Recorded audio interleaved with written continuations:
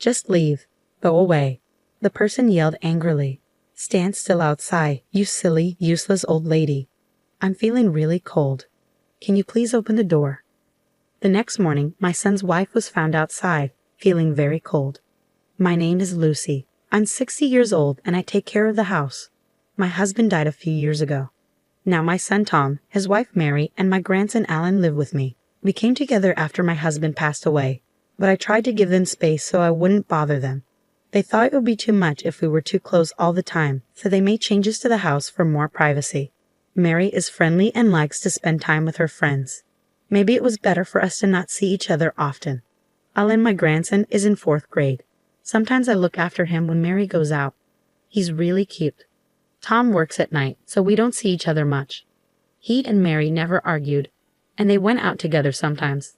So I thought everything was fine with their marriage. Mary has lots of friends and throws parties at our house often. She stays close with her mom friends from Alex's school, and they all come over on Fridays for a party. These parties bothered me a lot. They started in the evening and went late into the night with loud noise and people drinking. Sometimes the husbands of Mary's friends would get drunk too. They didn't care if Alan got tired or hungry, so he'd often come to my room when he was bored. Once someone got hurt and an ambulance had to come because they fell into broken glass. Another time, a fight got so bad that they almost called the police. It was always me who had to calm Alan down and say sorry to the neighbors the next day for the trouble. Mary liked having these parties and didn't want them to stop. I thought about talking to Tom about it, but since he worked at night on Fridays, he never saw what was happening, and I didn't feel comfortable bringing it up with him. I once told Mary how worried I was about Alan. I'm concerned about all the chaos on Fridays. I don't want any emergencies. It's not good for Alan. I'll take care of him on Fridays, so why don't you all go out to a restaurant and drink responsibly? Living together stresses me out more than you realize. Wouldn't you feel the same if you were me? Also, going out to drink costs more money than doing it at home. I can't tell your friends they can't come here. You don't understand how I feel. She got really mad and wouldn't talk to anyone. Then one Friday, Alan came home from school feeling tired. He had a fever of 100 degrees when I checked. Of all days, it's Friday. Everyone will be here soon.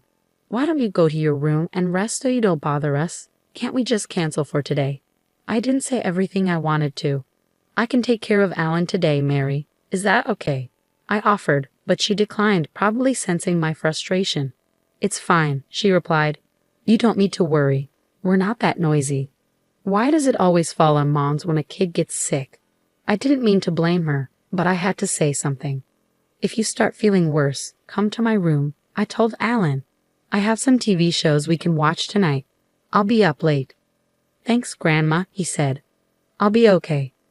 I started to feel a bit calmer, but it was still a big day. The noise from their gathering was loud even from my room.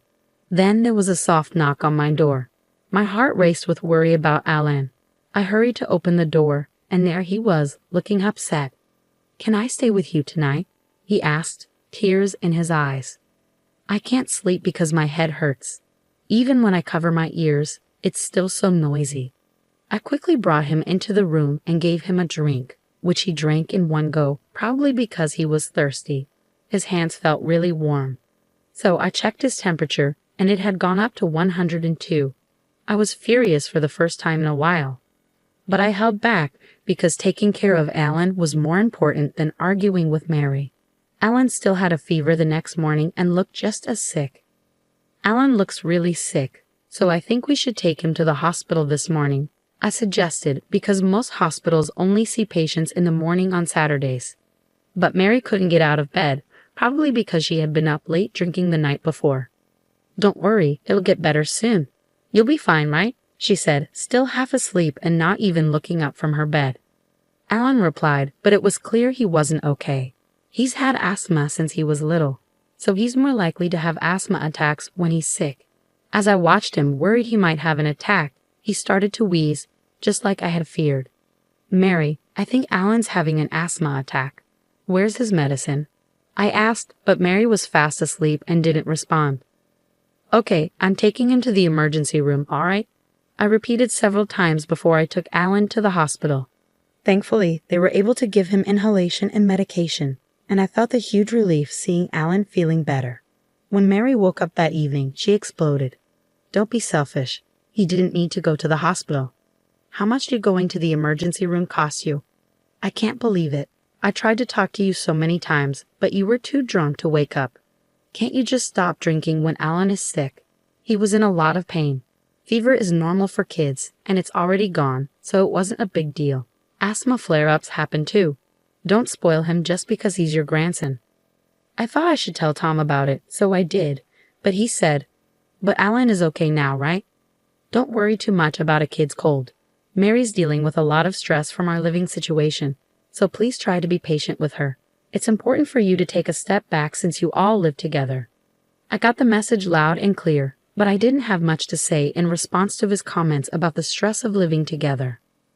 Tom was at work one day towards the end of the year when he suddenly needed surgery. He ended up spending the week in the hospital, including over the holidays. I'm thinking about spending this New Year's holiday at my parents' house for the first time in a while, Mary mentioned one day. Usually, our family spent New Year's cleaning up, enjoying our favorite foods, and going out to eat with my eldest daughter Emily and her family, who lived nearby. I knew there was some distance between Mary and her parents, so I wondered what had changed. But if she could feel refreshed at her parents' place, that would be great for me. And I knew it would make Alan happy to spend time with his loving relatives. That sounds wonderful. Are you going to bring Alan with you? I'm sure your parents would be thrilled to see him. I'll bring him along while I'm there. Can you keep an eye on Tom? Of course. Aside from checking on Tom, I'll be spending New Year's alone this year. If you're going to be alone for the holidays, why don't you come to our house this year? Emily suggested. So I decided to accept her invitation. On New Year's Eve, both Mary and I were supposed to leave the house. I found myself sweating as I cleaned that day. Maybe it was because I was getting older, but cleaning felt like a task I had been avoiding for too long. Mary was out in the morning doing some shopping, so I tried to do as much cleaning as I could by myself. When Mary returned from shopping, she seemed a bit restless, fiddling with her watch. "Lucy, when are you planning to leave?" she asked. "Aren't you done yet?" "Well, I'm not sure. I haven't really set a time. I've done quite a bit, but I might not finish everything now. What about you? When are you planning to leave?" "If you go first, I'll make sure all the doors are locked and everything before I leave." I was sweating a lot from all the cleaning and had only thin clothes on. So when I got thrown out into the yard, I felt really cold and shivery, especially with the snow falling. "Mary, let me back in. I haven't had a chance to change my clothes. I'm freezing out here. Why are you taking so long? Just go already." My coat had been thrown out with my belongings, so I put it over my sweaty t-shirt for some extra warmth. I couldn't get back into the house because both the front door and the kitchen door were locked. I called out to Mary for a while, but she didn't answer, so I gave up. With no other choice, I decided to take a train to Emily's house. When I arrived, Emily was surprised to see me in such light clothes. "What's wrong?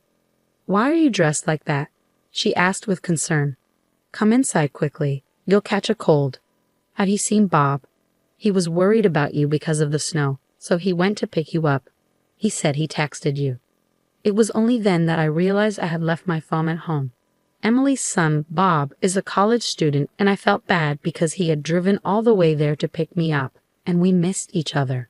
Emily texted Bob to let him know that I had arrived by train. That's when Bob shared something shocking with us. "I tried calling you several times, but you never answered. Then I heard a phone ringing from inside the house. I thought you might be sick, so I went in. Strangely, the front door was unlocked. I found your phone in the living room, but when I heard noises from upstairs, I got worried and went to check it out." "It makes sense for Bob to be concerned, especially with the unlocked door," I commented.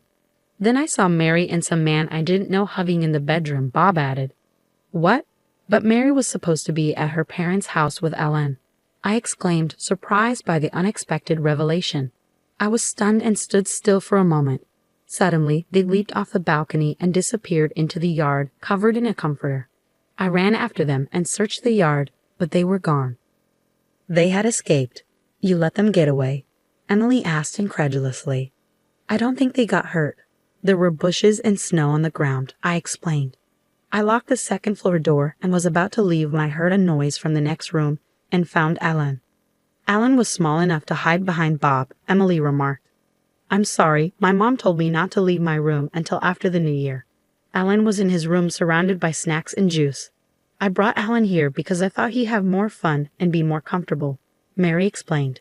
I made sure to lock the front door. The spare key is under the flower pot. I'm glad nothing has changed since I was a kid. You did a good job of locking the door, Mom. It's time to talk to Tom about the future. Let's play some games, Alan. The two happily left the room. I'm not interested in Mary's affair right now. They can work it out on their own, but I can't forget what she did to Alan, I muttered. We spent the night relaxing with Emily and the others because it was already late. The next morning, Emily, Bob, and I returned home. We decided to leave Alan with Emily's husband. When we arrived home, we saw Mary standing at the front door.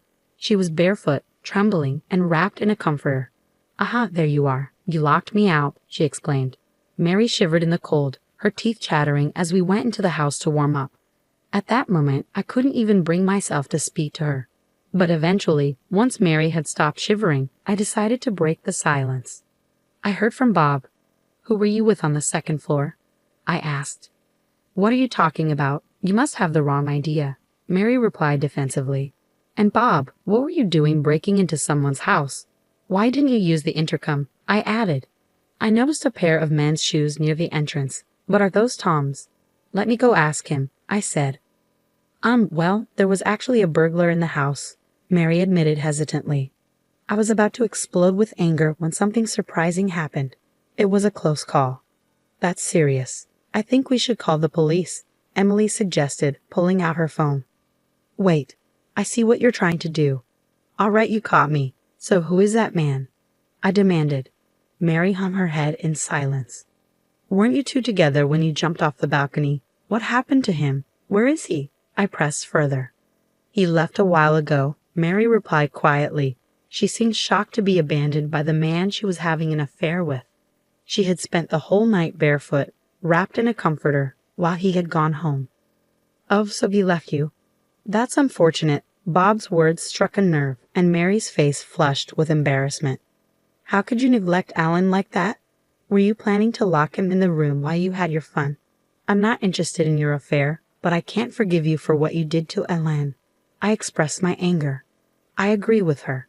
At his age, he can manage on his own just fine. I'm his mother, but that doesn't mean I have to prioritize him over everything else in my life. I have my own things to do. Just because he's my son doesn't mean he can interfere. Mary defended herself, shocking Emily, Bob, and me with her callousness. Tom will be coming home from the hospital soon. Alan and I were supposed to stay at Emily's house until then. But when the time came for Tom to be released, we decided to have the discussion at our house. However, I didn't want Alan to be there in case Mary said something hurtful to him. So I let him have some fun with Bob. I explained. When Tom arrived, Emily laid out the facts plainly. Mary, is this true? Tom asked, clearly shocked. Well, you were busy with work, and I was lonely.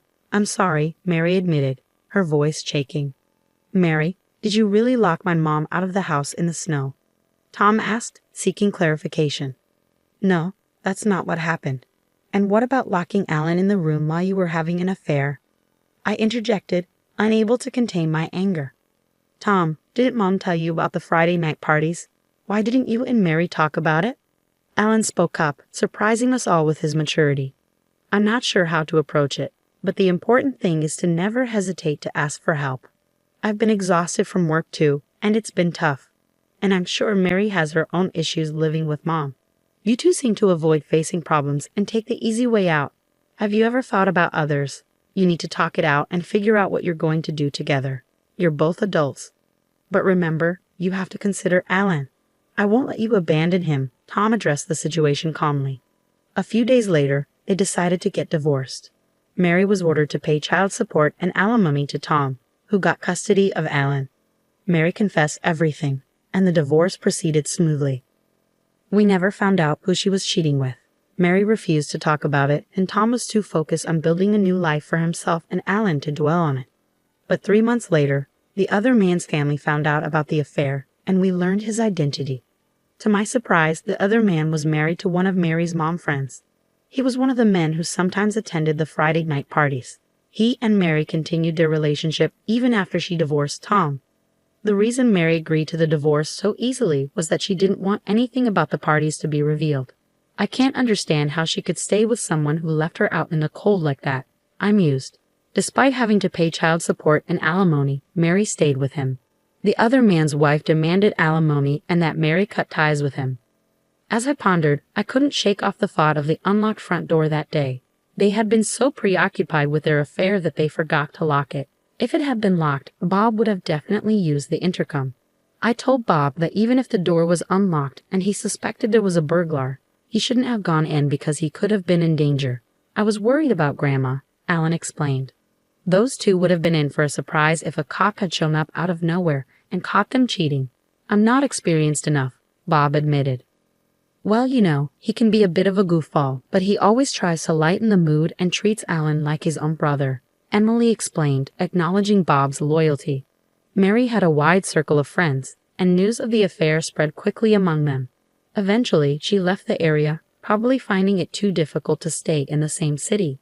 It seemed that her group of friends gave them a hard time until they decided to move.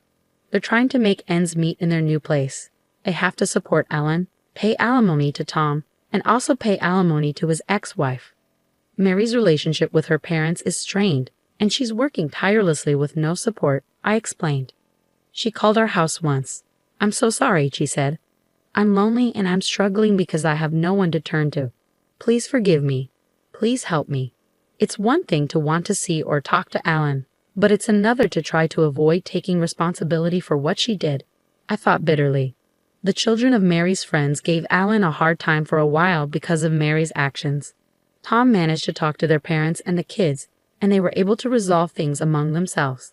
But I can't help but wonder how much it hurt Alan to have his mother disappear and then be bullied by his own friends, I said sadly. I thought about telling Mary how much Alan is struggling, but I doubt she would care, I admitted. Is that all you wanted to say? Emily asked. Don't contact me, I replied firmly before hanging up the phone.